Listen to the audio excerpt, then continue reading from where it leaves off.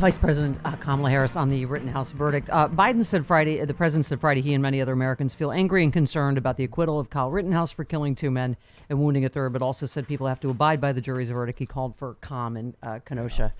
People were trying to make a big deal out of that he said that, you have to stand by what the jury concluded, which, I mean, of course, the president isn't not like Trump and is going to call to incite violence over the, more violence over what happened with the verdict. But it's frustrating, though. Yeah, that's our system of justice, and our laws need to be changed. Yeah. And then, like we were saying, this tragedy in Wisconsin appears totally unrelated, but you can't help your first thought was, wow, we've made it legal with, stand your ground laws and these, you can kill people with your car at a protest laws, after Heather Heyer, the reaction is, oh, let's make sure more people can do that. That was your first thought. But, it appears unrelated and yet is obviously just a profound tragedy in Wisconsin again. And I think it's 5 dead confirmed right now, 40 injured, I believe. That was the last update I saw. Yeah. And it appears he was fleeing from another crime. And, I know Frank Flaguzzi was saying last night that what was so unusual about it is at times he appeared to be trying to hit people and at other times trying not to, which is not typical if you're, for a terrorist attack with a car. So it's anyway. And another person on CNN this morning said that the local officials are in charge of the investigation. So that indicates that it's not a terrorism thing. Yeah. But, your point, Chris, the laws, and this is insane. I mean, it's exactly what you would think in right-wing circles, right? Yeah. What is it Proud Boys called for stacking up bodies like cordwood after the Rittenhouse trial? I mean, we have sitting Congress people glorifying this vigilante killers and fighting over who gets to hire him as an intern. And it's just, I really hope the DOJ does look at, I mean, I've heard experts on both sides. Some experts are like, forget it, and others are, I don't know. I mean, to the layperson, this trial seems insane that any of us can just take a weapon of war across state lines into any situation where we don't like someone or disagree with them and then just claim self-defense when we provoke violence, right? I mean, and again, I'm having a Meet the Press flashback. That's your Chuck fault. Todd letting this Republican get away with saying, oh, well, the people he shot, they were violent criminals that were armed. No. First guy had a plastic bag. Second guy had a skateboard. Not armed, right? Face the Nation might be a good substitute. They're good on that. Here's a better idea. Dennis says, hey, Steph, who would be a great moderator of Meet the Press? Soledad O'Brien. Well, Dennis, that's a great idea. And you know who we could ask about that tomorrow? Soledad O'Brien. When she'll be on the Stephanie Miller Show.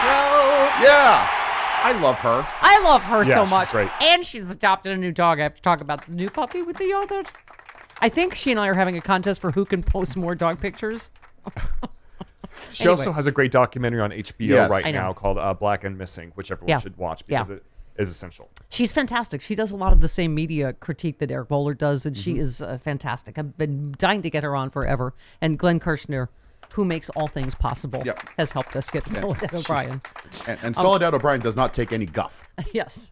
By the way, I just wanted to do a shout out. Billy in Oceanside wrote, just because the Rittenhouse, it also reminded me of the importance of jury service, right? I mean, not only good judges who, this judge could have been on the defense team. I mean, there's a lot of elements in what happened. As you said, Chris, the law, let's start with that. And then, just all the reasonable doubt that Kyle Rittenhouse could buy with his multi-zillion dollar defense team. They had like 2 mock trials and O.J. Simpson's jury consultant. And as I said back during O.J., justice isn't black or white, it's green. And, he had the whole right-wing, industrial complex supporting him and still does. There he is right away on Tucker Carlson, on Friday night. Yeah. Why are jury why are jury consultants a thing? I don't. That seems terribly undemocratic. Yeah.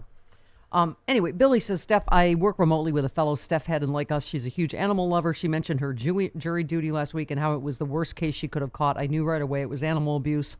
She said half the pool was sickened and begged off. My friend stuck it out through the trial and served. They then cried for 2 days. Can you please give a shout out to Doreen in Colorado Springs for just all awesomeness?